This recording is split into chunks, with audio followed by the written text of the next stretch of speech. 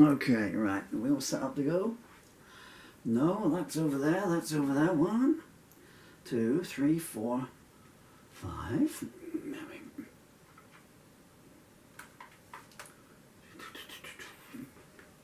You gotta stop doing that. You really do. Right, okay. So, my tale, pages 161, 162, 163, 164. This will be take 2. And it's going to be slower than the previous one.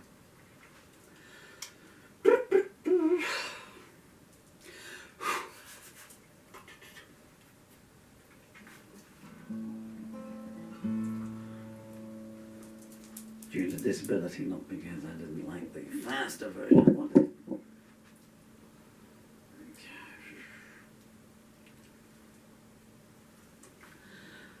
I can think of better places that, but don't be naughty. Okay, could you just stay there? Thank you. Right, where do I need to stand? Let's actually try and read the lyrics all the way through this time. So we're doing this one slow. This will be take 2. 1, 2, 3, 4, 5, 6, 7, 8, 9, 10.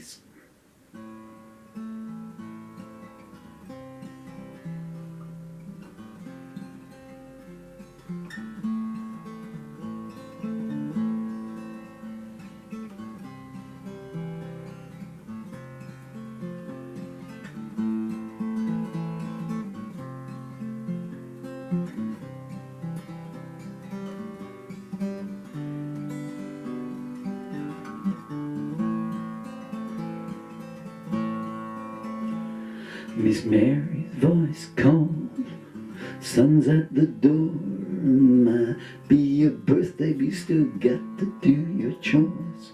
I got up, splashed some water from the bowl, and felt no different from yesterday when I was 18 years old.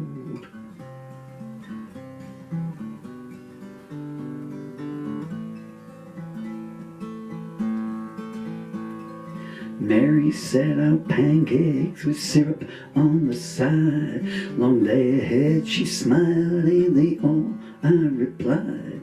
Jim appeared and said, may happy return. I smiled, I'd rather stay, 'cause nowhere I've come from I'd go back to anyway.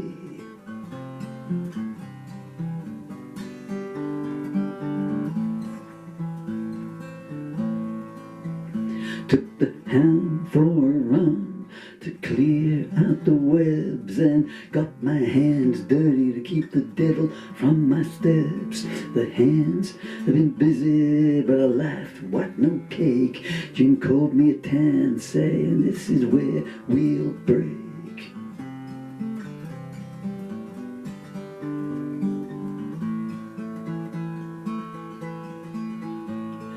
Mary was busy as always, bustling and tidying, telling Jim anything cracked the road I wanted hiding. Guess that means me then, and they both left heartily.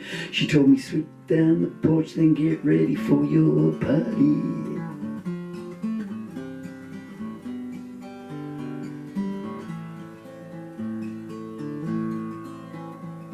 I did as I was told, and wanted the broom. She looked and said, I can't help but feel a shade of gloom. Don't tell me it's your age, I'd wish to be back 19.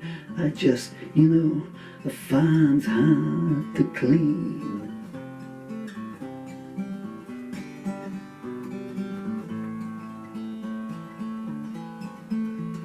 Are you saying it's not good enough for the gas? No, you say that, but I think you're meaning yes. What is it? The outhouse, the hog in the air? How much do you think they'll be inclined to care?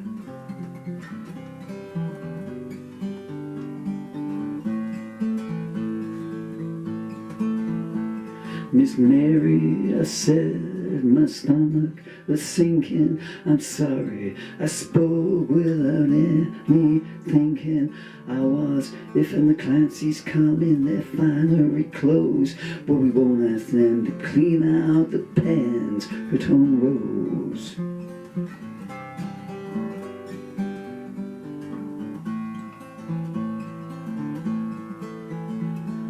Lad, she said, I know you're considerate on others, and the ladies today have nicer things than their mothers, but they know where we live and what it entails, and yet they're still coming, and I had no wind in my sails.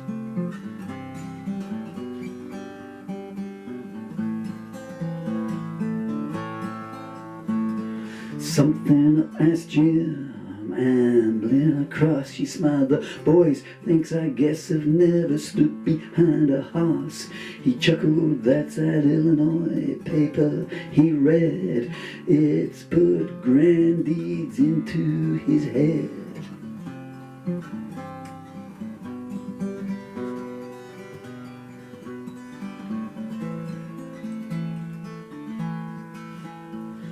That's not it, sir, now I'm feeling ashamed. Jim, Mary said, we'll have to keep him in when it rains. I shucked and said, yes, I deserve all your teasing. And Jim added, maybe stay in bed through winter season.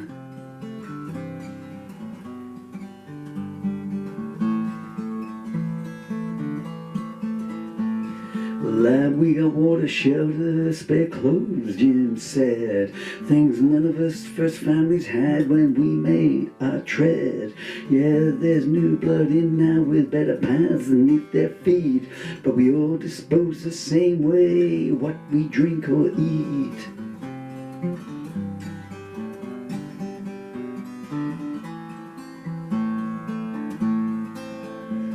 He turns with my head and said, think some with your eyes. No one who comes down our track exhibits surprise. Never judge yourself by who others are. Now let's go introduce your neck to the soap bar.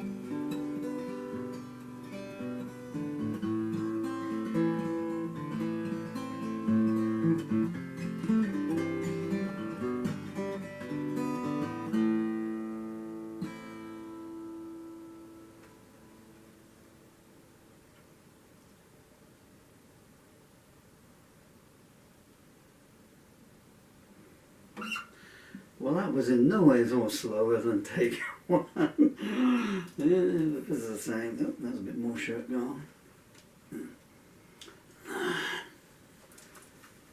So, okay. I will try a slow one though. Did I say what that's called? Actually, I just do a bit of sales, folks, and I think I'm going to upload that one, so, pardon me. So that, that's 4 pages from a song, obviously. It's a song because it's got music and words. Sorry, I've got some lucky photographs up there, you know, so it's around here. So it's like, so I make my own audience here, you know, so it's like, because I was always a live player. Anyway, where's I going with this? Yeah, so sometime in the last month, must have been about a month ago actually, and I was just writing songs, and one came to me. Or maybe it was the start of this month. Is it in the other one? I don't know. I can't think now. I think it was all in this month then. Yeah, that's right, yeah. That's right, it was in this one. That's right, I got it now. So I started writing a song, and I thought it was just going to be a small one, and I had to stop at 17 pages because my diseased fingers wouldn't do anymore. And I was 34 verses, and I thought, okay, well, I'm not going to do any more of this. And then I wrote, I think, one more song after that, which was Juliette's Eyes, which was to close everything down. Was it Juliette's Eyes? I thought it was a goodbye song to my children that I finished off with. Well, they're both goodbye songs. Anyway, but because it was handwritten, I recorded it, not with this tune.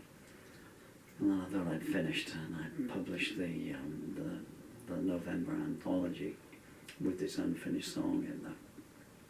Although it finished at a point where it might not be unfinished. No, well, I'll take that out, and maybe I could do something with it. So I made a separate document out of it just to see how many words it was, and it was, I don't know, maybe 7,000 words. I'm guessing there. 6,000 or 7,000 words is what sticks in my mind here. There's a lot of preamble here since I'm trying to sell you a book. I should just get on with it. Buy the book, it's on Amazon, it's called My Tale, and at the moment it's not finished. But no, I'll tell you why it's not finished. And I don't get anything with the royalties go to these amazing children down here when they grow up. Fate willing.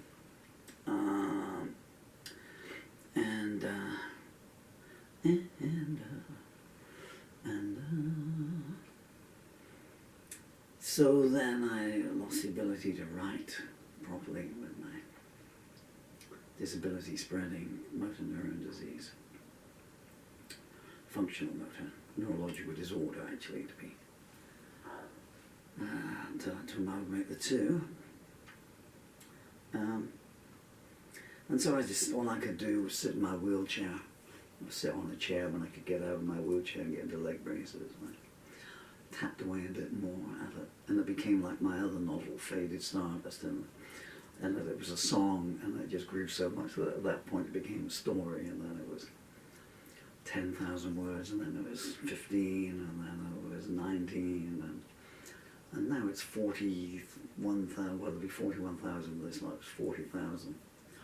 Last night, but I didn't, and I still don't think I'll probably live to finish the book, so what I did was, so this is part of the continuum, so this is the last part of the main bulk of the story, I guess. And then I thought, I'm not going to live to see this out. So what I did was I wrote another passage for it, and then I wrote some little signpost verses, and then I wrote the end of the story as well. So if you buy the book from Amazon, you will get an incomplete book, but you'll know how the story goes, and you'll get all the way up through from the very opening line, what's the opening line? From Mississippi to Jackson. I rode the railway tracks, rode the railway lines, and then you'll go through to this bit here, and then it will leap ahead a bit, and then it'll leap on from that bit to another bit, and there's little bits in between that tells you what happens in those bits, and then it'll leap on again, and it's got what you think is the end.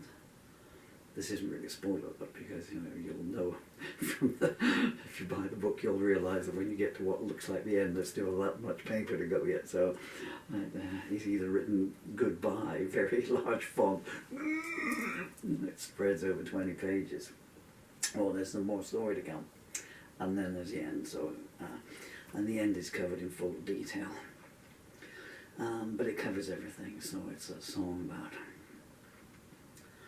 well, I guess it's a love story, but it's an action story, and it's an adventure story, and it's a story of discovery and betrayal and redemption, empowerment of the soul. It's a story of goodness all the way through. It has one really, really sad bit in it. And it's got a couple of bits that allude to unpleasant events. There's a lot of bigotry in it, as I'm not giving a spoiler there, you can hear that from that song there, you know. So what you know just from those 4 pages there is that there's a young man who's having his 19th birthday, and he lives on a farm with people. You hear the word lad and boy, you don't hear the word son there. I won't go into too many spoiler words. And you know there's some people coming up, and this will be the first birthday party. You can tell that from the fact that, you know, he's worried about the state of the place. And so there's some people coming that he doesn't really know too well, and he's worried that they might be a little bit... I didn't know when this was going to be set when I wrote it. I'll do this all while I wrote it. And I thought, well, is this 1930s Dust Bowl? I think it was either going to be 1870 or 1930. It turns out it's neither of them, because I had to go and Google things like when indoor toilets came along and things. That's when I knew it. Okay, so it's going to be around there then, you know. And it hinged on a car, actually, because when I had them go in, we rode down into church. And I thought, what are they riding down in, though? Are they going in a buggy, wagon? Or do they have a car, you know, to go in? Anyway, so... But they don't have a car, so... It moved back. It's not 1870, but it's in between those two then. And it's set in Croydon, North London. I guess it's set in the American Midwest, you know. I completely forgot where I was going with the point of this there now. Yeah, and he's worried about, you know, these people coming up and the elder lady is saying, you know, lads, you know, they know it's a farm, you know, they might be coming up from town, what do you think they're going to find on a farm, you know. Anyway, so there we go. But so there's a lot of bigotry in that, you know. So, and the idea of that particular bit there is that, you know, you can have your own bigotry if you're not careful, you know. You can demean yourself by thinking, well, you take that in the modern times, you know, and stuff. And that's kind of autobiographical. My children, if you ever hear this, turn this off. Daddy doesn't want you hearing about this stuff. But when I grew up, we didn't have a cent, why would we? But we didn't have a penny or shilling as it was those days. Nothing, you know.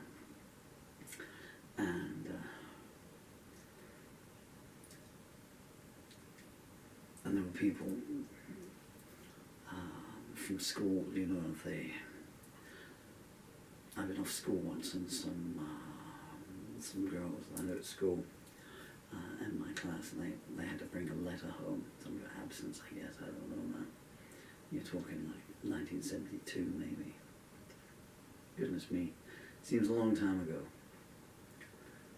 And I remember, I knew how we lived and everything, you know, and it was just how we lived. So you don't think too much of it. But then these girls came up, and they were nice girls, probably the only two nice girls in school. One of them I remember, hello Karina. I don't know the other one, but I guess it might be Sue L, I'm not certain. But it's definitely Karina B. And they had their own house. We were in social housing, and bad social housing. We lived in bad social housing in the worst estate in the worst town in the southwest. I kid you not, that's no exaggeration. I had a reputation that stank to Mars and back, you know. And deservedly so, but you know, as I've grown older, if you treat people like animals, they tend to become feral in many ways and stuff. Where I was going with this is that, you know, there was a knock on the door and I answered it. Because the people I lived with, the adults, you know, they were nowhere to be found. And I just, because the front door had been smashed in, all the glass had been smashed in by the two adults in the house had had a fight and they'd smashed it, so it was just held in with black tape and cardboard covering the hole in the door up, you know, and that sort of, you know, and stuff, you know. I mean, then as you grow older, you go to school and, you know, well, he's got nice clothes, and you ain't. Look at him there with the holes in his knees and stuff, like, you know. So I don't know, anyway, all those people, wherever you're to, I hope you have a change of heart. Or that a large anvil fell on you, courtesy of your road runner or a coyote. I'm going to do that again slow. As I said, that one there was the one that was out